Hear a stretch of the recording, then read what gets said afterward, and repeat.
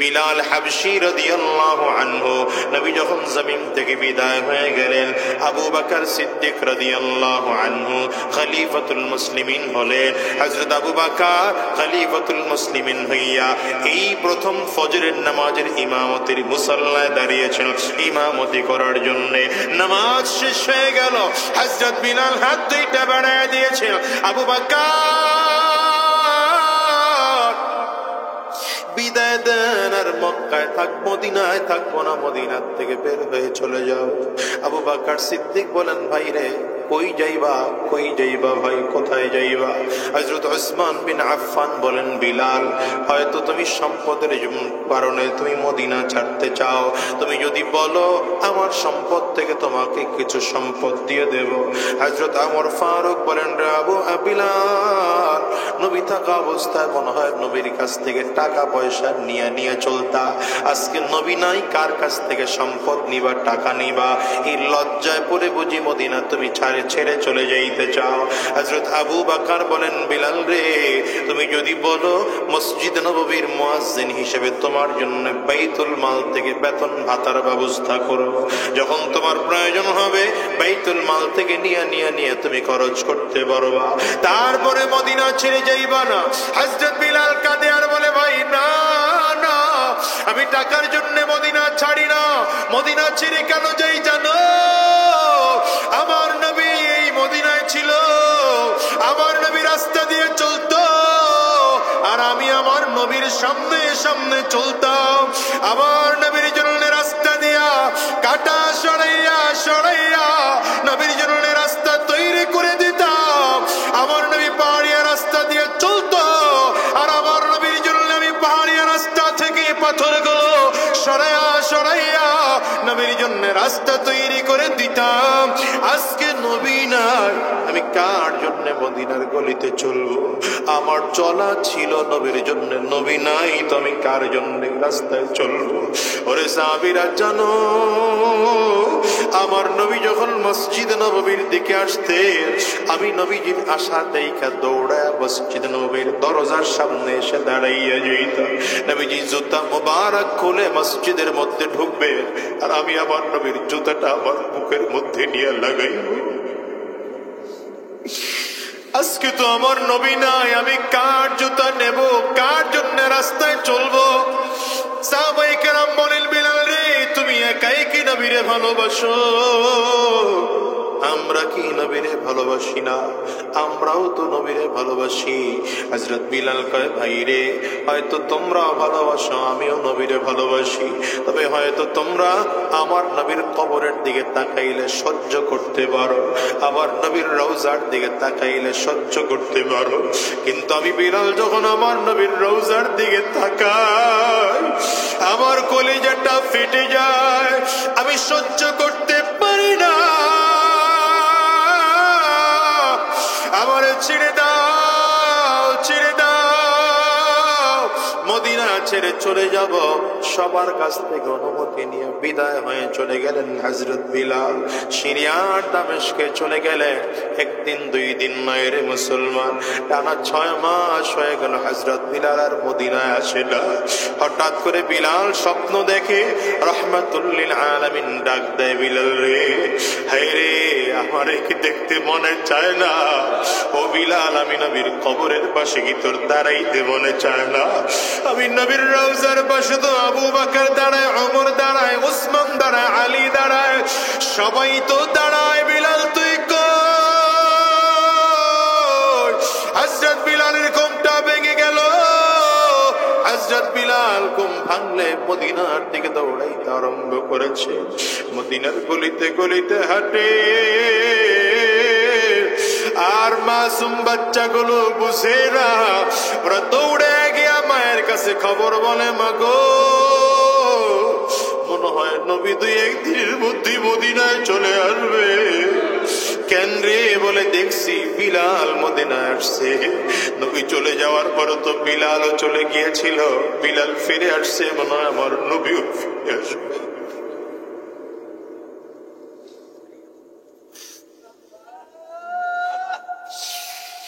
ও দুনিয়ার মুসলমানেরা, হযরত বিলাল হেঁটে হেঁটে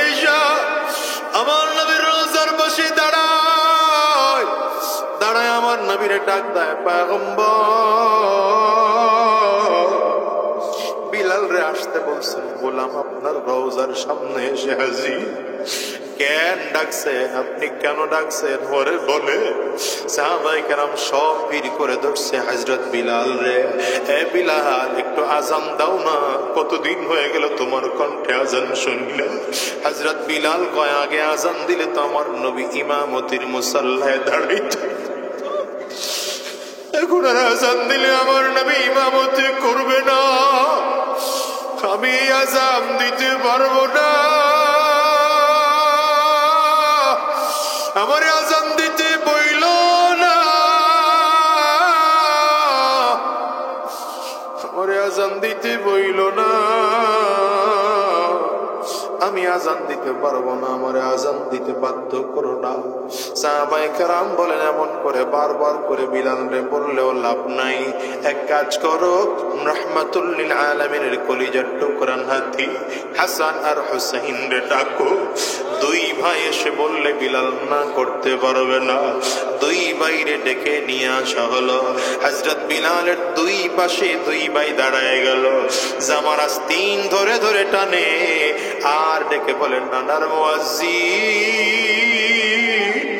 কতদিন হয়ে গেল তোমার কণ্ঠে আজান শুনি না, একটু কি আজান দিয়ে শোনাইবা? হযরত বিলাল চেহারাটা খুলে, চোখটা খুলে তাকায় দেখে দুই ভাইয়ের চেহারার সাথে মনে হয় যেন নবীর চেহারার মিল খুঁজে পাওয়া যায়। দুই ভাইয়ের জড়ায় ধইরা কান্না করে আর বলে, দেরি করব না, তোমরা যেহেতু বলছো আমি আমার নবীর মসজিদে আজান দেব। হযরত বিলাল মিনারায় দাঁড়াইলেন আজান দেওয়ার জন্য। আল্লাহু আকবার, আল্লাহু আকবার, আশহাদু আল্লা ইলাহা ইল্লাল্লাহ।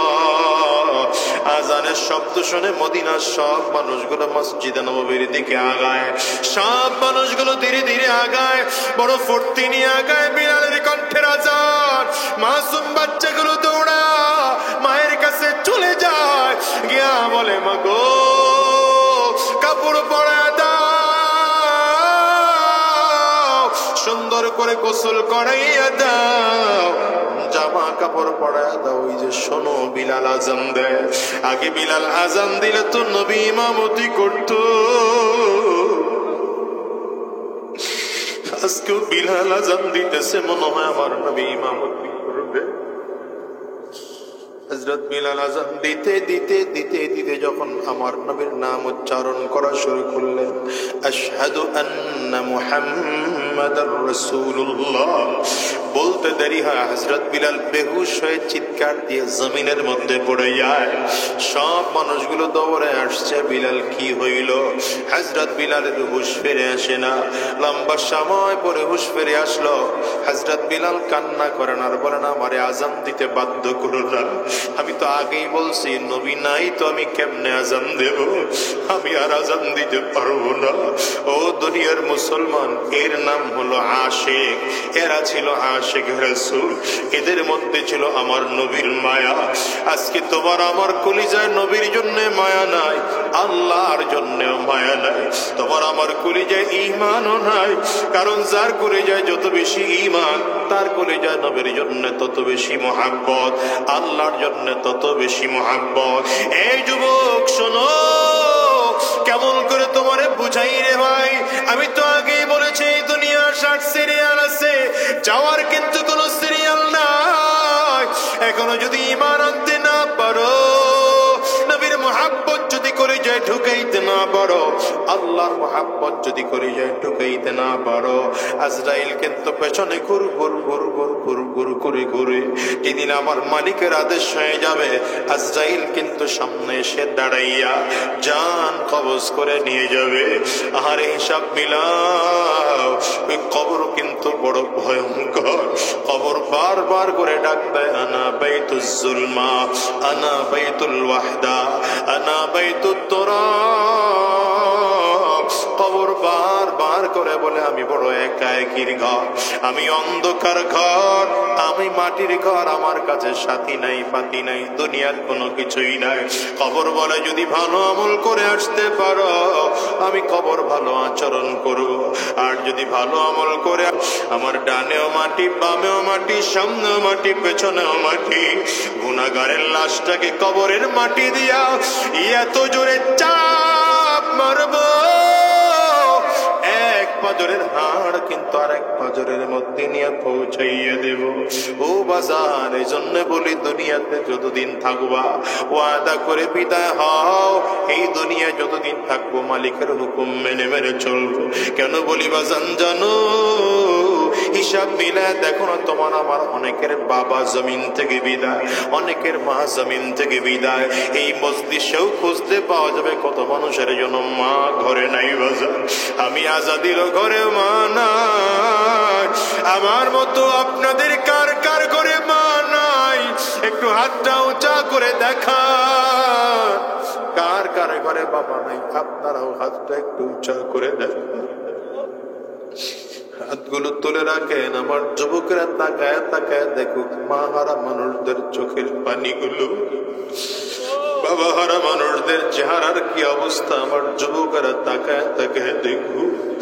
ও যুবক রে,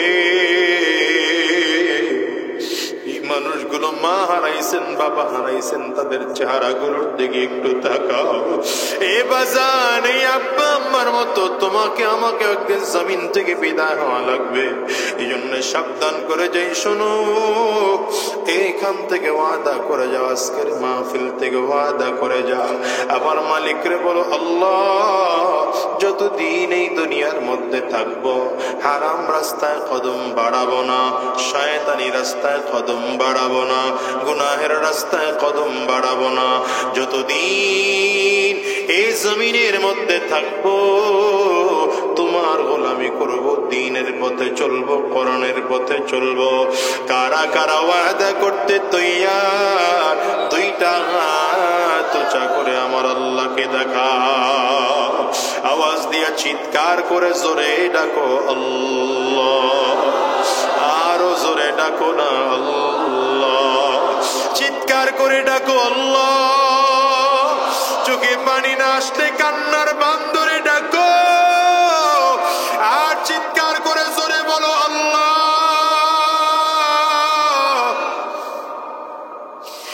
দয়ার মালিক,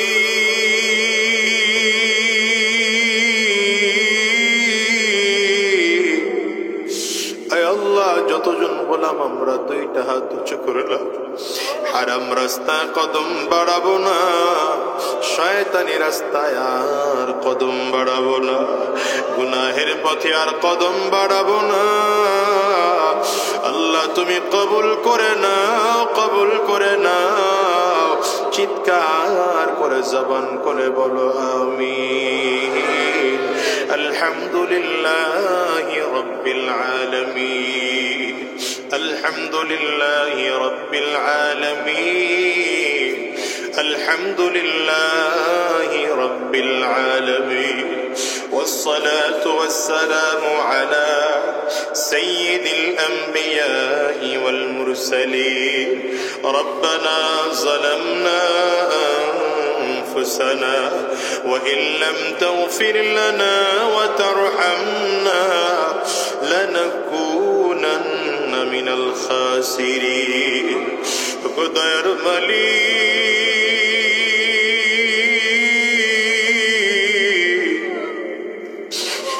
আল্লাহ তুমি তোমার গোলামদের দিকে একটু কুদরতি নজর দিয়ে তাকাও। রাত বড় গভীর, আল্লাহ তোমার গোলামদের দিকে কুদরতি নজর দিয়ে তাকাও। এই মানুষগুলোর কারো চোখে পানি,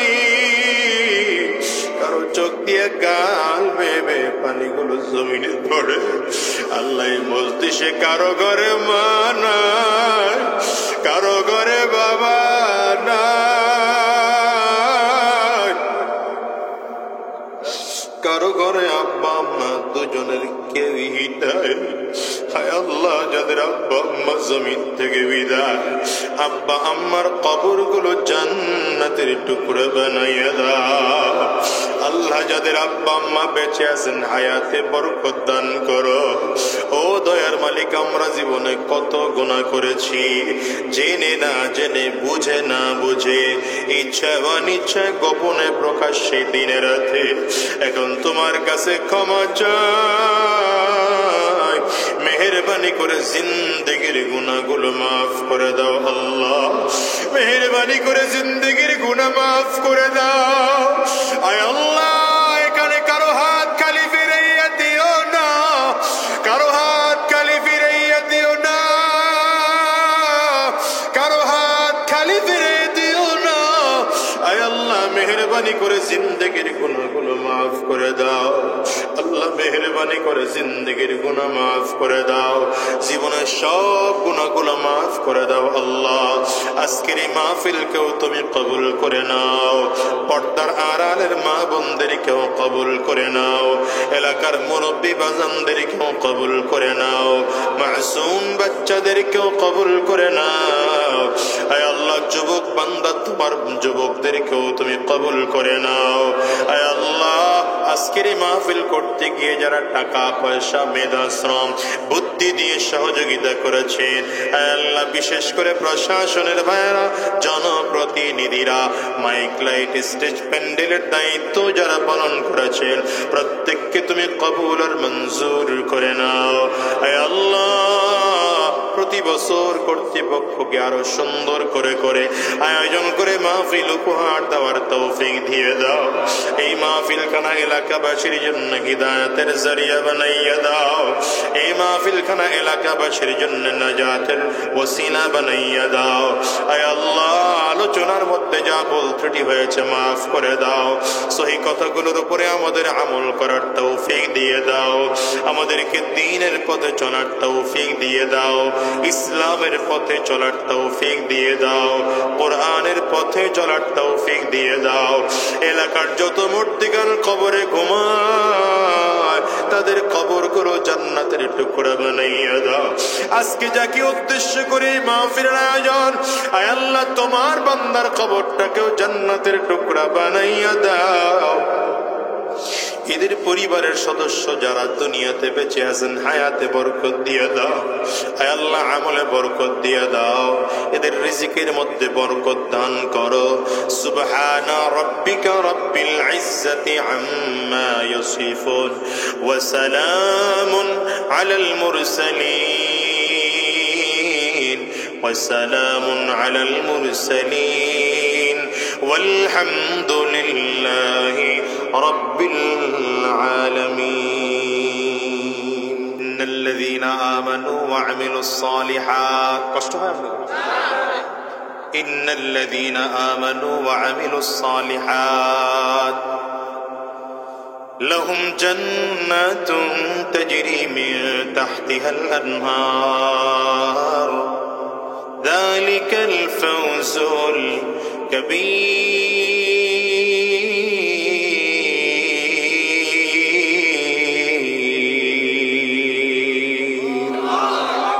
আল্লাহ তাআলা বলেন, যার মধ্যে ঈমান আছে আর নেক আমল করতে পারে, যেই মানুষটা ঈমান আনবে আর নেক আমল করবে, আমি আল্লাহ এই মানুষটা দুনিয়া থেকে বিদায় নিতে দেরি হবে, আমি আল্লাহ পাকের জান্নাত তাকে দিতে দেরি হবে না।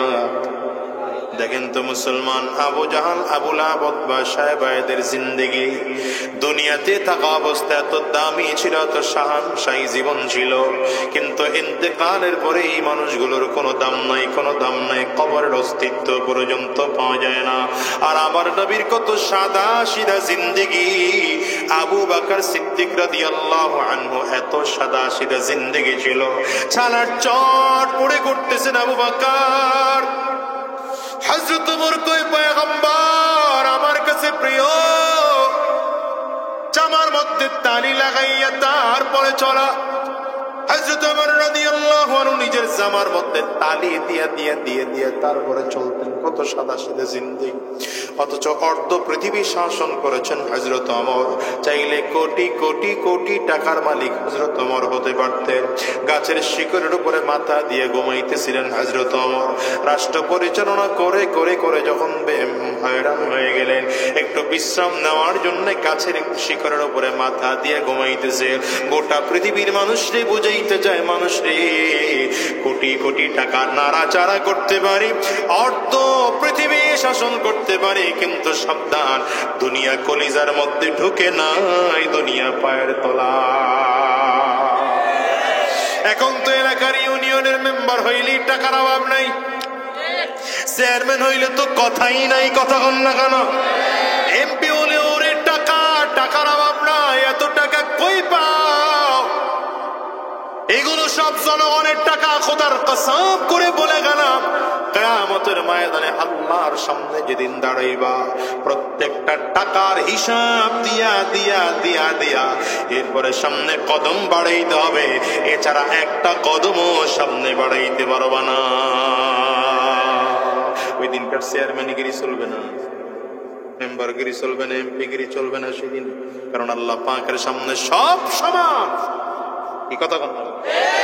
বড় লোকের সম্মানও যা, গরিবের সম্মানও তা, কারণ রব্বি কারীমের কাছে সম্মানের মাপকাঠি। ইন্না আকরামাকুম ইনদাল্লাহি আতকাকুম। আল্লাহ বলেন, আমার কাছে টাকাওয়ালার দাম বেশি না, ক্ষমতাওয়ালার দাম বেশি না, দুনিয়াওয়ালার দাম বেশি না, আমার কাছে যার তাকওয়া বেশি, আমি আল্লাহ পাকের কাছে তার মূল্য বেশি, তার দাম বেশি। এজন্য সাবধান, দুনিয়াদার হইও না, তাকওয়া ওয়ালা হও। এজন্য বলি মুসলমানেরা, আবু বকর সিদ্দিক রাদিয়াল্লাহু আনহুর জিন্দেগির দিকে তাকাও, ওমর ফারুক রাদিয়াল্লাহু আনহুর জিন্দেগির দিকে তাকাও, আমার নবীর জিন্দেগির দিকে তাকাও। আমার নবী জীবনভর গরিবী হালাতে জীবন কাটাইছে। মক্কায় থাকা অবস্থায় সাফা পাহাড়ের কিনারায় দাঁড়ায় দাঁড়ায় নবীজি কান্না করতেন। মাঝে মাঝে জবলে আবু কুবাইসের সামনে দাঁড়ায় কান্না করতেন। আল্লাহ তাআলা জিবরিলকে পাঠায় দেয়, পয়গম্বরের কাছে যাও, গিয়া জিজ্ঞাসা করো আমার পয়গম্বর কেন কান্না করেন। জিবরিল আমিন আল্লাহ পাকের কাছ থেকে অফার নিয়ে আসছে, ওয়ালা সাউফা ইউতিকা রাব্বুকা ফাতারদা। পয়গম্বর আপনি কেন কাঁদেন? আপনাকে আল্লাহ তাআলা কান্না করতে নিষেধ করেছেন, আপনি কান্না করলে আল্লাহ তাআলা সহ্য করতে পারেন না। আপনি যদি চান সাফা পাহাড়কে স্মরণ বানায় দেওয়া হবে, মারওয়া পাহাড়কে স্মরণ বানায় দেওয়া হবে, জবল আবু কুবাইসকে স্মরণ বানায় দেওয়া হবে। আপনি চাইলেই এখান থেকে খরচ করতে পারবেন। আমার নবী তখনও বলেছেন আমার লাগবে না, আমার লাগবে না। চলে আসলেন মদিনায়। মদিনায় আসার পরে নবীজি উহুদ পাহাড়ের কিনারায় দাঁড়ায় কান্না করে। জিবরিল আমিন আবার আসছে, পয়গম্বর আপনি যদি চান উহুদ পাহাড়কে পুরোটা স্মরণ বানায় দেওয়া হবে। 7 কিলোমিটার লম্বা পাহাড়, এই বিশাল পাহাড় আল্লাহ তাআলা স্মরণ বানায় দিবে। আল্লাহর নবীকে আল্লাহ তাআলা অফার দিয়েছেন, পয়গম্বর উহুদ পাহাড়কে স্মরণ বানায় দেওয়া হবে, তারপরে আপনি কান্না করবেন না। নবী আমার আল্লাহ পাকের কাছে বলেন, আল্লাহ আমার সম্পদ লাগবে না, টাকা লাগবে না, স্মরণ লাগবে না, বিশাল অট্টালিকা লাগবে না। আল্লাহুম্মা আহয়িনি মিসকিনা ওয়া আমিতনি মিসকিনা ওয়াহশুরনি ফি যুমারাতিল মাসাকিন। নবী আমার বলে, আল্লাহ আমার সম্পদ চাই না, দুনিয়াতে যতদিন রাখবেন মিসকিন অবস্থায় রাখেন, গরিব অবস্থায় রাখবেন। যেদিন জমিন থেকে নিবেন সেদিন গরিব অবস্থায় জমিন থেকে নিয়ে কিয়ামতের ময়দানে যেদিন উঠাইবেন, নবী দোয়া করেন, আল্লাহ আমাকে ফকির গরিবদের সাথে আমি নবীরে উঠাইবে। ও দুনিয়ার মুসলমানেরা, আমার নবীর কত সাদা সিধা জিন্দেগি জানো, কিন্তু আজকে দেখো রাহমাতুল লিল আলামিন ইন্তেকালের পরে আমার নবীর রওজার কত দাম, আবু বকর সিদ্দিকের কবরের কত দাম, ওমর ফারুকের কবরের কত দাম। আজকে লক্ষ লক্ষ মানুষ গোটা পৃথিবীর থেকে আমার নবীর রওজা একটু জিয়ারত করার জন্য পাগলের মতো ছুটে মদিনায় যায়। আবু বকর সিদ্দিকের কবরের সামনে দাঁড়াইয়াও সালাম দেয়, ওমর ফারুক রাদিয়াল্লাহু আনহুর কবরের সামনে দাঁড়াইয়াও সালাম দেয়। আমি মাঝে মাঝে বলি বাজার, এই বাংলাদেশ থেকে হাজী সাহেবরা যখন মক্কা মুকাররমায় যায়, মক্কায় যাওয়ার পরেই তো হজের আহকামগুলো শেষ হয়ে গেল। কারণ মিনা, মুজদালিফা, আরাফাতের ময়দান সব তো মক্কা এলাকার মধ্যেই, ওখান থেকে তো মদিনায় যাওয়া লাগে না। কেউ যদি মদিনায় না যায় তাইলেও তার হজ কমপ্লিট হয়ে যায়। আর উমরা করতে গেলে তো আরো সংক্ষিপ্ত। যে মানুষটা উমরা করতে গেল, কাবা তাওয়াফ করলো, সাফা মারওয়া দৌড়াইলো, মাথা আলোক করলো, সেই মানুষটার উমরা কমপ্লিট হয়ে গেল। কিন্তু এরপরে আল্লাহর নবীর কিছু পাগল এমন আছে, এরা হজের কাম শেষ কইরা মদিনার দিকে দৌড়ায়। মক্কা থেকে 450 কিলোমিটারের পথ এরা মদিনায় যায়। কেন যায় জানো? কারণ মনে মনে চিন্তা, যেই নবীর জন্য জাহান্নামের আযাব থেকে বাঁচার রাস্তা পাইলাম, যেই নবীর জন্য জান্নাতের পথ খুঁজে পাইলাম, যেই নবীর জন্য ঈমানের রাস্তা পাইলাম, যেই নবীর জন্য কোরআনের মতো ধর্মীয় দামি গ্রন্থ পাইলাম, যেই নবীর জন্য আল্লাহ পাকের পরিচয় পাইলাম, সেই নবী তো মক্কায় থাকে না, সেই নবী তো আমার মদিনায় থাকে। আমার মদিনার নবীর না দেখা আবার বাংলাদেশে ফিরে যাব না। এরা মদিনার দিকে দৌড়ায়। কত হাজিদেরকে দেখেছি মদিনার দিকে গাড়িগুলো ঢুকে, আর এদের চোখের পানিগুলো ফেলে ফেলে আল্লাহ পাকের কাছে কান্না করে, আর ডেকে ডেকে বলে, ওগো মালিক, কোথায় তোমার নবীর রওজা, কোথায় তোমার নবীর রওজা, কোথায় তোমার নবীর রওজা? মক্কা মদিনার কত কাফিররা না তোমার নবীরে দেখলো, আমরা ঈমানদার হইয়াও তোমার নবীরে দেখতে পারলাম না। আহারে, তোমার নবীরে তো ঈমানদার হইয়াও দেখতে পারলাম না। কত হাজী সাহেবরা নবীজির সবুজ গম্বুজের দিকে তাকায়, আর তাকায় তাকায় বলে, মালিক, ওই সবুজ গম্বুজ যদি এত সুন্দর হয়, তোমার নবী না জানি কত সুন্দর।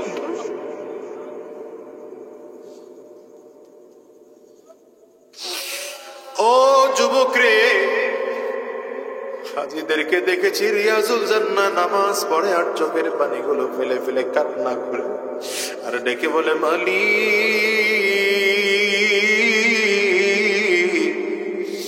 এটাই তো তোমার নবীর স্মৃতি বিজড়িত জায়গা, এখানেই তো তোমার নবী দাঁড়ায় তাহাজ্জুদের নামাজ আদায় করত। এখানে তোমার নবীর কত চোখের পানি, এখান থেকেই তো হেঁটে হেঁটে তোমার নবী গিয়া নামাজে আদায় করতে, এখানেই তো তোমার নবী বসে থাকতেন আল্লাহ, এখানেই তো তোমার নবী সাহাবায়ে কেরামদের সাথে আলোচনা করতে। আজকে রাহমাতুল লিল আলামিন তোমার নবী নাই। ও খোদার মালিক, তোমার নবীকে একটা বার হলেও স্বপ্নে দেখবার সুযোগ করে দিও। এ দুনিয়ার যুবকেরা শোনো, তোমরা তো আমেরিকায় যাওয়ার জন্য পাগল, Chinese, Japan, German, Indonesia, France, মালয়েশিয়ায় যাওয়ার জন্য পাগল। বলো তো, আমার নবীর মদিনা কি তোমাদের দেখতে মনে চায় না? আমার মালিকের ঘর কাবা কি তোমাদের দেখতে মনে চায় না? মুসলমান যুবক রে, আমেরিকায় যাও, Chinese, Japan, German, Indonesia, France, মালয়েশিয়ায় যাও, আমার নবীর মদিনায় যাইতে কার কার মনটায় চায়?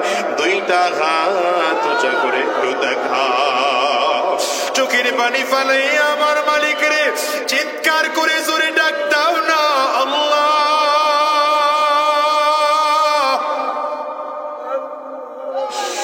চোখে যদি পানি না আসে, কান্নার বান্দরে ডাকো,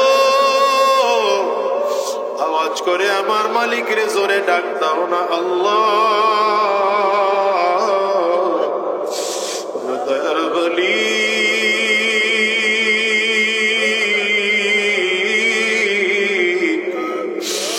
যতজন মুসলমান গোলাম তোমার আমরা দুইটা হাত উঁচু করলাম। আয় আল্লাহ, তোমার নবীরে দেখি নাই, তোমার নবীরে দেখি নাই, তোমার নবীরে দেখি নাই। জীবনে একটা বার যদিও হয় তোমার নবীর রওজা না দেখাইয়া, কাবা তাওয়াফ না করাইয়া আল্লাহ জমিন থেকে নিও না, নিও না, নিও না। চিল্লাইয়া আওয়াজ করে বলো না আমিন। মনের মাধুরী মিশিয়ে হৃদয়টা উজাড় করে চিৎকার করে জোরে বলো না আল্লাহুম্মা আমিন। ও দুনিয়ার মুসলমানেরা, হিসাব মিলাও, হিসাব মিলাও। আমার নবীর রওজার কত দাম, রওজার কত দাম। এত দাম কেন জানো? ঈমানের কারণে এত দাম। আমার নবীর সাহাবায়ে কেরামদের ঈমানের কারণে এত দাম, আমলের নেক আমলের কারণে এত দাম। ওই জন্য নবীজি বলেছেন, বুদ্ধিমান সেই মানুষটা যে দুনিয়াতে থাকা অবস্থায় মৃত্যুর পরের জীবনের জন্য ভালো আমল করে। এ বাজার, আমিও তোমাদেরকে বলে যাই, শোনো, এই দুনিয়ায় কয়দিন থাকবা বলো? আজ আছি, আগামীকালকে দুনিয়ায় বাঁচবো এমন কিন্তু কোনো গ্যারান্টি নেই। এই দুনিয়াতে আসার সিরিয়াল আছে বাজার, যাওয়ার কিন্তু কোনো সিরিয়াল নেই। হিসাব মিলাও, নবীর মুহাব্বত করে যার মধ্যে ঢুকাও। আমার নবীর মুহাব্বত যদি কলিজার মধ্যে থাকে, সেই মানুষটার বড় দাম। আর যার কলিজার মধ্যে আল্লাহর মুহাব্বত নাই, নবীর মুহাব্বত নাই, ঈমান নাই, ওই মানুষটার দুনিয়াতেও কোনো দাম নাই, আখিরাতেও কোনো দাম নাই। এ বাজার, ভালো করে বলে যাই, শুনে রাখো, শুনে রাখো, ভালো করে শোনো। সাহাবায়ে কেরামদের দিকে তাকাও। সাহাবায়ে কেরামদের কলিজায় ঈমান নামের দৌলত ছিল। সাহাবায়ে কেরামদের কলিজায় আমার নবীর মুহাব্বত ছিল। সাহাবায়ে কেরামদের কলিজায় আল্লাহর মুহাব্বত ছিল। এরপরেও সাহাবায়ে কেরাম চোখের পানিগুলো ফেলে ফেলে কান্না করে আর আমার মালিককে ডাকে, আল্লাহ, আমি জান্নাত পাবো কিনা জানি না। ঈমানি হালাতে থাকার পরেও সাহাবায়ে কেরাম এমন কান্না করতে। আহারে দুনিয়ার মুসলমান, সাহাবায়ে কেরামদের সিনার মধ্যে আমার নবীর জন্য কত মুহাব্বত, কত ভালোবাসা জানো? ওই যে বিলাল হাবশী রাদিয়াল্লাহু আনহু, নবী যখন জমিন থেকে বিদায় হয়ে গেলেন, আবু বকর সিদ্দিক রাদিয়াল্লাহু আনহু খলিফাতুল মুসলিমিন হলেন। হযরত আবু বকর খলিফাতুল মুসলিমিন হইয়া এই প্রথম ফজরের নামাজের ইমামতির মুসাল্লায় দাঁড়িয়েছেন ইমামতি করার জন্য। নামাজ শেষ হয়ে গেল, হযরত বিলাল হাত দুইটা বাড়ায় দিয়েছেন, আবু বকর বিদায় দেন, আর মক্কায় থাক, মদিনায় থাকবো না, মদিনার থেকে বের হয়ে চলে যাও। আবু বকর সিদ্দিক বলেন, ভাই রে, কই যাইবা, কই যাইবা ভাই, কোথায় যাইবা? হযরত উসমান বিন আফফান বলেন, বিলাল, হয়তো তুমি সম্পদের কারণে তুমি মদিনা ছাড়তে চাও। তুমি যদি বলো, আমার সম্পদ থেকে তোমাকে কিছু সম্পদ দিয়ে দেব। হযরত ওমর ফারুক বলেন, রে আবু বিলাল, নবী থাকা অবস্থায় মনে হয় নবীর কাছ থেকে টাকা পয়সা নিয়ে নিয়ে চলতা। আজকে নবী নাই, কার কাছ থেকে সম্পদ নিবা, টাকা নিবা? এই লজ্জায় পড়ে বুঝি মদিনা তুমি ছেড়ে চলে যাইতে চাও? হযরত আবু বকর বলেন, বিলাল রে, তুমি যদি বলো মসজিদ নববীর মুয়াজ্জিন হিসেবে তোমার জন্য বাইতুল মাল থেকে বেতন ভাতার ব্যবস্থা করো, যখন তোমার প্রয়োজন হবে বাইতুল মাল থেকে নিয়ে নিয়ে নিয়ে তুমি খরচ করতে পারবা, তারপরে মদিনা ছেড়ে যাইবা না। হযরত বিলাল কাঁদে আর বলে, ভাই না না, আমি টাকার জন্য মদিনা ছাড়ি না। মদিনা ছেড়ে কেন যাই জানো? আমার নবী এই মদিনায় ছিল, আমার নবী রাস্তা দিয়ে চলতো, আর আমি আমার নবীর সামনে সামনে চলতাম। আমার নবীর জন্য রাস্তা দিয়া কাটা সরাইয়া সরাইয়া নবীর জন্য রাস্তা তৈরি করে দিতাম। আমার নবী পাহাড়িয়া রাস্তা দিয়ে চলতো, আর আমার নবীর জন্য আমি পাহাড়িয়া রাস্তা থেকে পাথরগুলো সরাইয়া সরাইয়া নবীর জন্য রাস্তা তৈরি করে দিতাম। আজকে নবী নাই, আমি কার জন্য মদিনার গলিতে চলবো? আমার চলা ছিল নবীর জন্য, নবী নাই তো আমি কার জন্য রাস্তায় চলবো? ওরে সাহাবীরা জানো, আমার নবী যখন মসজিদ নববীর দিকে আসতেন, আমি নবীজির আশা দেখা দৌড়ায় মসজিদ নববীর দরজার সামনে এসে দাঁড়াইয়া যাইতাম। নবীজি জুতা মোবারক খুলে মসজিদের মধ্যে ঢুকবে, আর আমি আমার নবীর জুতাটা আমার বুকের মধ্যে নিয়ে লাগাইব। আজকে তো আমার নবী নাই, আমি কার জুতা নেব, কার জন্য রাস্তায় চলবো?